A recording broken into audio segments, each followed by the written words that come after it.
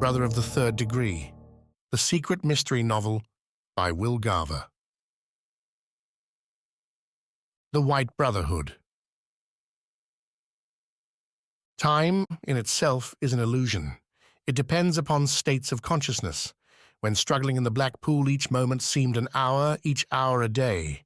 The same holds good for the man whose mind dwells on the things of earth alone, and whose thoughts are sensuous in their nature.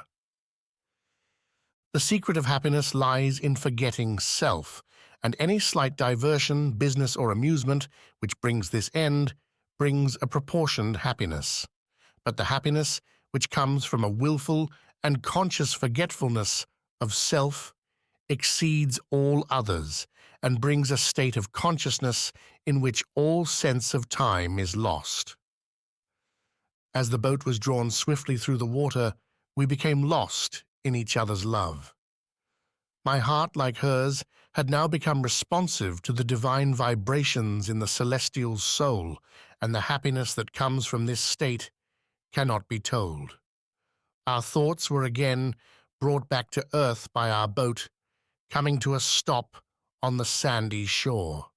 At the same instant, the clairvoyant vision and clairaudient hearing, which had revealed to me the celestial presences in the ether, departed, and I beheld the mysteries of the invisible world no longer. But Iole was still with me, and looking up, I beheld a white-robed assembly on the strand around the boat. "Arise, brother, your trials are over, and you have nobly won," said Iole. Hand in hand we stepped out upon the sand. The white-robed assembly stood around with heads uncovered in reverence to the sacredness of our love, when a beautiful woman advanced to meet me. A cry of joy escaped my lips. "Triumph of love!" I cried. "It is my long-lost sister, Esmeralda. Beautiful in youth, divinely beautiful now." Like all those gathered around, her face revealed her spiritual power and love. "My noble brother," she said as I embraced her fondly, "I told you we would meet again, but neither you nor I ever dreamed of such a meeting." "My darling sister," I answered, "this indeed is happiness beyond all expectation. But may I ask concerning father and mother?" "They live," she replied with a glad smile, "but still farther on, members of the third degree, and we shall meet them there. But my brother, we have met more recently than you think." "When and where?" I asked in surprise. "As the simple gypsy girl, known as Rahula, who met you at the ball." "Ah, that explains your silence and timidity as you stood beside the stately Turk. But why did you thus conceal your identity?" "I was forbidden to make myself known. You had trials to meet, and the occasion was also a test for me."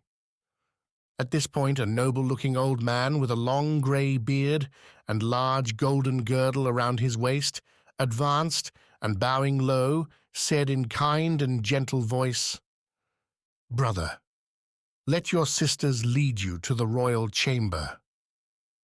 As he spoke, he made a motion to the assembly, and all formed in lines to make a triangle, he, as leader, forming the apex, while I, with Iole and Esmeralda at my arms, marched in the center. What a contrast, since I had donned the robes of white! Now all was beautiful, and my trials seemed all past. We crossed the cavern and entered a broad vaulted passage walled with marble and trimmed in gold and silver. Everything was lighted by a diffused light from no apparent source, and I could not help but marvel at the beauty of my brothers and sisters as their faces shone under its radiance. Fully half of those who formed my escort were women, and as we marched along the passage, Iole said, "You now see man as the noblest work of God, where perfect form responds to mind and spirit." "Yes," said Esmeralda, "and you can now more fully realize the grandeur of that philosophy which teaches that it is for the evolution of perfect man that the universe came into being." "Yes," answered Iole, "the chief end of God is to glorify man, and the chief end of man should be to glorify God.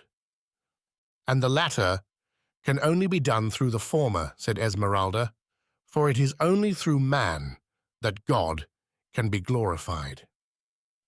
Then, I replied, if man but does his full duty to man, he performs his full duty to God.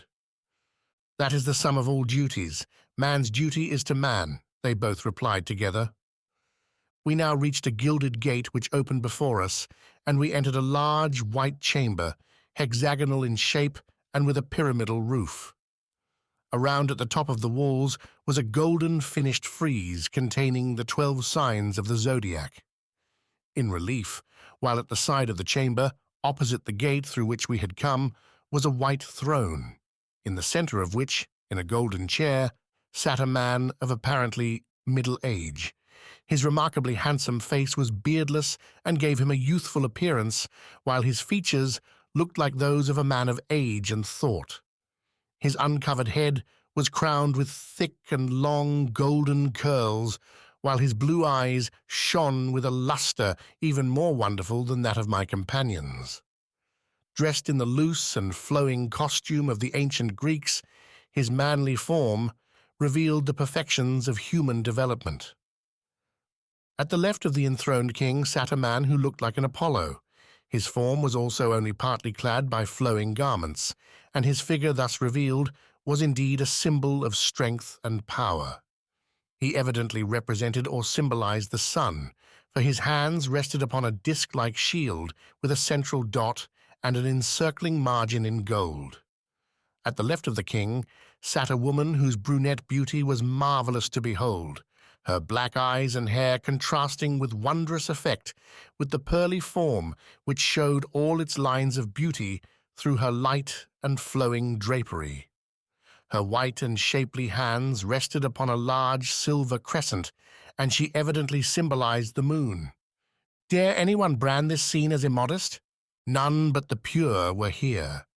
He who cannot view, without a blush of shame, the human form when a perfect temple of divinity stands self-confessed. His mind is poisoned with impure thoughts, his imagination corrupted by the taint of lust. Crossing the white floor of polished marble, we approached a long white table in front of the throne. I took the seat facing the king, while Isle and Esmeralda took seats by me on each side. Then all the sisters of the escort took seats upon the left, while the brothers took those upon the right. And now I noticed that the constellation Leo marked the zodiac above the throne, and in it were the sun and moon in close conjunction. All had thus far been silent, but now the grey-bearded leader arose, and with a bow to the king commenced to speak. Most high and noble king, another star has risen, another child been born into our kingdom, and we have brought him here to receive your blessing and adoption. The Master King bowed with a smile, and in kind and gentle tones addressed me. Dear brother, gladly do I welcome thee in the kingdom of true brotherhood. It adds to our joy to see one more joined with the small minority. All greet you as our brother. As though in answer to his words, all the assembly around looked at me and cried in chorus, Our brother, we greet you as our brother. How different this king from the kings of earth, I thought. He greets me as a brother, and does not deem a gentle smile and words of tenderness as inconsistent with severity and power. And now, without noisy cry or spreading gesture, he leaned forward in his chair, and in a calm, earnest, and soul-stirring voice spoke. Brother, our special explanations and instructions will be given to you by the proper teacher, but I will now lay out the square upon which we build our temple. There is one God, one man, one brotherhood, one truth. These are our cornerstones. Upon these we erect our structure. God is the infinite and all-pervading spirit, formless, immutable, eternal, and incomprehensible to all save itself. Man is an individualized manifestation of God in self-imposed conditions, a center in the infinite essence around which the spirit vibrates and through which it flows forth and reveals itself in the world of forms and things. The one brotherhood is humanity, the sum total of all the individualized centers of the divine activity, which, while apparently separate, are one in life and essence. Truth is the full, self-conscious realization of God within its individualized manifestations and the illumination that comes to each therewith. God comprehends all truth, and man, as God individualized, can comprehend all truth through God in him. He ceased speaking, but the wonderful magnetism which accompanied his words remained, and for some moments a profound stillness reigned. The meaning of words uttered with a spirit impress cannot be expressed in type. Sound has a power unknown to writing. Now the grey-bearded leader arose, and again, bowing in respectful reverence to the king, drew forth a white box from his robe. Shaking it in his hand, he threw 4 dice upon the table. 3 times he shook and threw, then turned to the king and said, "The throws sum 51, and each time 17. The invisible powers who rule these throws decree that our sister Iole shall deliver the instructions." He turned to Iole with a bow. Pressing my hand upon the table, she arose and, with a graceful and reverential bow to the king and leader, addressed me. "Is my brother's number 49? I looked to the leader, and as he bowed, I answered, "It is." "Then," she said, addressing the leader and king with bold, unflinching eyes, "the meaning of this choice becomes revealed. 51 plus 49 makes the square of 10, whose meaning you all know." The grey-bearded leader gave an inquiring look at the king, who again leaned forward and addressed me. "Brother, the invisible powers say that you aspire to still higher degrees. Is this true?"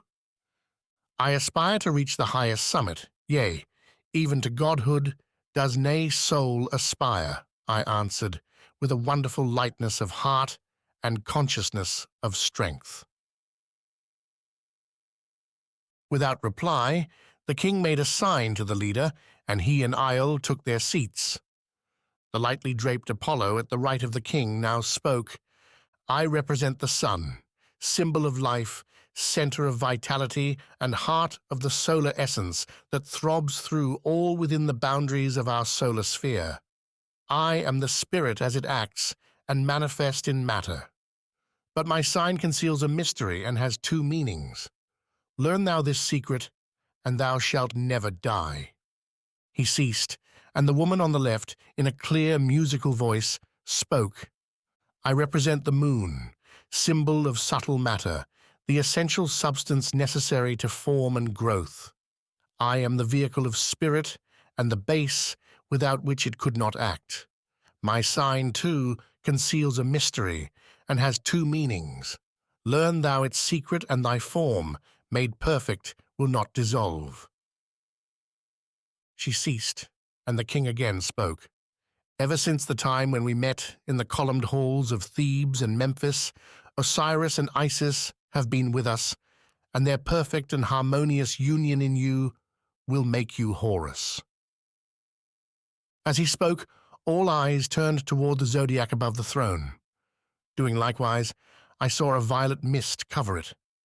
As the substance enveloped the sign, it seemed alive with golden atoms which moved and vibrated rapidly therein. The cloud continued but a moment when it disappeared, and the sign was visible once more. But instead of the sun and moon as before, there was a golden disk with a white cross therein.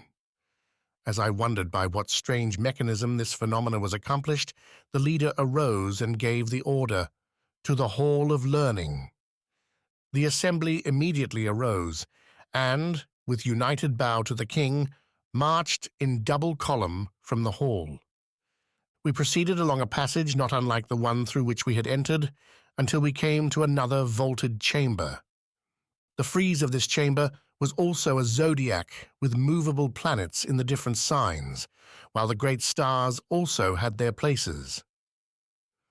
The walls around were covered with mystic symbols, circles, triangles, crosses, squares, lines, spots, letters, allegorical scenes, and numbers. On the four sides of the chamber were four remarkable pieces of statuary: a golden lion, an ivory man, a gigantic eagle, and a bull. In the center of the hall was a long, low table made of a solid block of marble, and upon it were cubes, mitres, spheres, and like symbols. But there were two pieces of art, above all others the most remarkable. Near one end of the table was a solid cube of the blackest marble. Above this, supported by four lotus-capital Egyptian columns which rested upon the four corners of the cube, was a pyramid with square base of transparent whiteness. In the center of the space between the base of the pyramid and the top of the cube were two marvelous figures close by a greenish-colored thread which connected the pyramid with the cube. One was a demoniacal-looking dwarf, made of some blood-red material, who, with leering and malignant features, was trying to cut the thread with a blood-smeared sword. The other figure was a noble-looking man made of ivory. With features, every line of which expressed an agonizing pain, he fought back the monstrous dwarf with his bare and blood-stained hands and arms. This piece of art held me with an irresistible fascination until I was drawn by Isle to an equally remarkable symbol at the other end of the table. Here, in full life-size, was a man of pearl nailed upon a black cross, while encircled around him and over the cross was a huge serpent which, with its body emitting a red, phosphorescent light, drank the blood which actually dripped from the nail wounds of the tortured man. The veins of the man were distended, and every line of his body expressed torture. But while his face showed pain, it expressed wondrous fortitude. A shiver ran through me, and turning my eyes away, I saw across the table a meditating Buddha sitting upon a gigantic lotus with petals made of pearls. The calm look upon that meditating face was in marked contrast with the tortured look of the figure upon the cross. All these had been viewed in a few minutes. We now stopped on the vacant side of the table, and, at a motion from our leader, a middle-aged man with light curly whiskers and long brown hair stepped from the ranks beside him and addressed me. "Brother, the trials through which you have passed are not without their meaning, and when explained, they will, no doubt, be impressed indelibly upon your mind." As he spoke, he pointed to a large vulture carved from black material, which rested near him upon the table. Ever since the day when we left the now lost Atlantis for a new home in the land of the pyramids, the vulture, as a destroyer of all corruption and things foul, has been the symbol of a sacred power. The initiated hierophants of Egypt did not use the vulture symbol without reason. And, like Prometheus among the Greeks, everyone who enters here must let this power consume his liver. But unlike Prometheus, he must kill its growth, or, like him, be bound to the rocks in pain and misery. He paused a moment, as though to let the words impress me, and then continued, "Next, no man can enter here who has not killed all thoughts of self and extinguished every selfish aspiration and all desires for life, unless that life has an unselfish purpose. The tests to try your pride and love of life determined how you stood. When we asked you for your wealth, you doubted.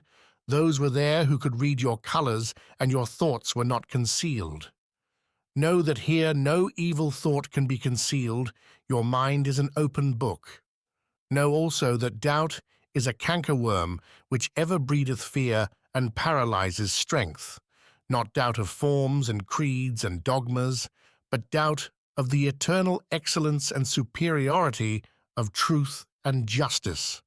He who doubts not these eternal principles ever adheres to the right, confident that no matter what appearances may indicate, he will in the end succeed and triumph over all. Know also that we have no need of your money. What wealth we need, our knowledge of nature's powers enables us to get. Now hear the explanation and meaning of your further trials. When you had passed the tests of selfishness and cast aside the world's ambitions, we considered you as man before the time of Adam. Man was then a celestial being, pure and innocent, but without knowledge. Prompted by an inner intuition which dimly told him of his inherent but latent possibilities, he aspired for wisdom and experience. This aspiration brought a momentary light, and gazing out into the radiant depths of space, he beheld a vision of what he might be. Across a black and murky pool, enveloped in dense clouds of smoke and noxious odors, he saw a radiant sphere where men, once being like himself, had evolved to the heights of perfection and become as gods, knowing good and evil, and masters of all the powers of mind and will. The almost latent light whispering to him said, "Being, it is within thy power to be like them, knowing all things and conscious of the knowledge. But to reach that height, thou must cross that pool of black and murky matter, descend into its depths, and conquer all its horrid creatures. It is only by passing through a world of evil that thou canst know what evil is. And it is only by this knowledge that thou canst know and realize the good." "I have no knowledge, and know not the meaning of your words," answered the celestial being to the urging spirit within. "But something within tells me to listen to you, and if you prompt me on this journey, I will trust your guidance." Then did the inner light reply, "O being, I would share myself with thee and make thee wise and godlike. I not only urge thee to the journey, but give thee this my promise. Through this awful pool of matter, I will go with thee, and if thou wilt, but rely on me, will ever guard and lead thee to the free upon the other side. But before thou dost this journey undertake, listen to my warning. 2 paths lie through this awful whirlpool, one straight and certain, and not over-dangerous in its nature, the other devious and with many pitfalls, which make it most dangerous and productive of much pain. The first is trod by those who take me for their guide and learn the nature of suffering by sympathetic identification with those who suffer, but who do not themselves bring suffering because they keep free from the causes which produce it. Many who start with me lose sight of me when the vapors gather around them. Then, not hearing or listening to my guiding voice, but deceived by the perfidious beauties which ever tempt them, they take the second path. Great is their misery. Long and painful is their path. Thus deceived, they may descend so low and stray so far that I can no longer reach them. Then they die. Absorbed in matter, their substance returns into the all, and I return to help across another being. For know you, celestial being, that it is my nature to seek to be a being with individuality. But it is only by union with one like you that I can realize my aspiration and reach the other side. You give yourself to me, and I will give myself to thee, and together we will make the journey. Separate, thou art devoid of mind, and I am formless essence. Together you will bring to me individuality, and I will bring to thee a mind with knowledge. The speaker paused. His deep and earnest words had stirred my soul and roused my intuition, and it told me the hidden meaning of his dialogue. Iole, evidently anticipating what he next would say, now clasped my hand and held it as the speaker continued. As in the universal evolution 2 paths lead to nirvana, so here below 2 paths lead to this chamber. Your loving sister sought to lead you here through the path of love and light. But like most, you wandered and had to take the dark and downward path into the depths of earth. A skeleton, which symbolized the death of spirit in the tomb of matter, led you on until you reached the very slime of earth and fell into the pool. But thou hadst not entirely lost sight of thy inner self, and listening to its promptings, thou hast won. Hadst thou been blinded by thy fears and doubts, and not heard thy inner self, thy soul would have been lost. When the king of matter tempted thee, thou gayest up thy life and all the world's ambitions. This surrender was thy victory, for with this last renunciation thou commenced the ascent, and the Spirit brought thee strength. Know, O aspirant, that ambition and the love of life are the king passions which bind the soul to earth. Men laud ambition, and in her name try to justify their selfish fight for power and fame. But what is selfish ambition compared to that more noble aspiration which, forgetting self, labors for mankind? Your death brought life and strength. You crossed the pool and met the witch. Most truly did she tell you that you must kill a man. No one can enter here who has not accomplished this, but that man is the lower self of him who seeks to enter. When, listening to your inner spirit, you refused to take a human life, you killed your lower self. Into the grave you put it, and the burial brought you peace. Peace brought you resurrection. You ascended to a higher plane, and your spirit was enthroned within the form which was a tomb, but which now is a willing instrument of the higher self. As the path you entered led downward, the one by which you returned led upward. The farther you descended, the darker things became. The higher you ascended, the brighter grew the light. And now do we all welcome the brother of the great degree. He finished, and those around repeated in chorus, "All hail our newborn brother! All hail our newborn brother!" The orator took his position in the ranks, and the grey-bearded leader, with a bow to Iole, made a motion, and the assembly immediately formed into couples and departed. "I will leave you to your other sister," said Esmeralda, as she took the arm of a tall blonde brother. "What is the course?" asked the leader as he passed Iole. "The law shall rule," answered Iole, as he departed, leaving us alone in the room. "Now, my dear brother, I will explain some of the symbols, but remember that some symbols have more meaning than can be given in the largest book, and these symbols have many keys, and therefore many meanings." As she spoke, she led me to the white pyramid, connected with the black cube by the slender thread of green. "Recall the words of the orator, and the meaning of this symbol will be plain," she said, as I gazed in silence at this truly marvelous work. The white pyramid symbolizes the higher self, the spirit of the pilgrimage. The black cube symbolizes the lower man or the celestial being after it is lost in matter.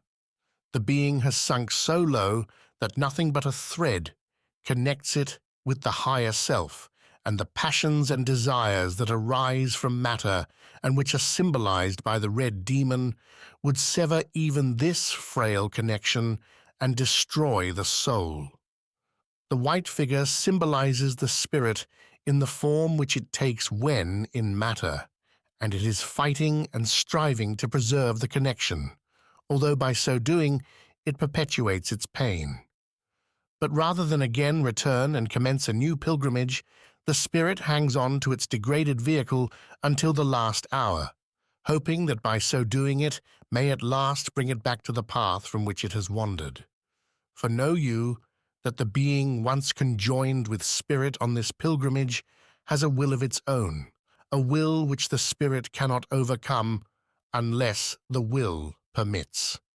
The spirit is all-powerful on its own plane, but becomes conditioned, as it were, when in matter.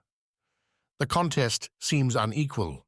The white man has no weapons except the power of persuasion, to which passion will not listen, and the cruel sword of the dwarf falls relentlessly upon his bleeding arm, which would soon give way, but that the pain heals it as fast as it is cut away. See the agony written on his countenance.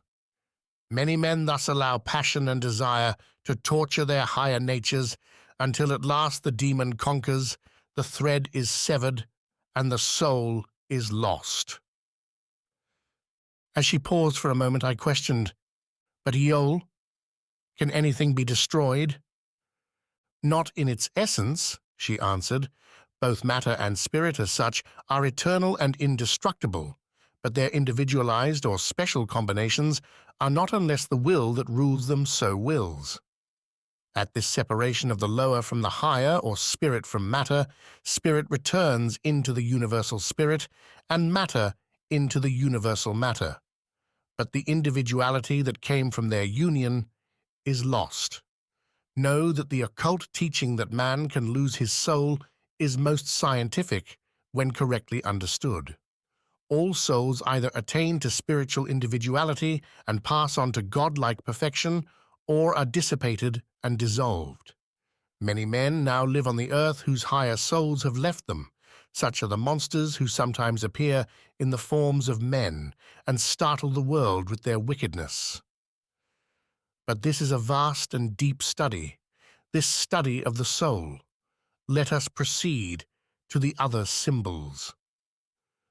Nearby rested a large black cube, and as we came to it, she said, "This you no doubt understand, but it has many meanings.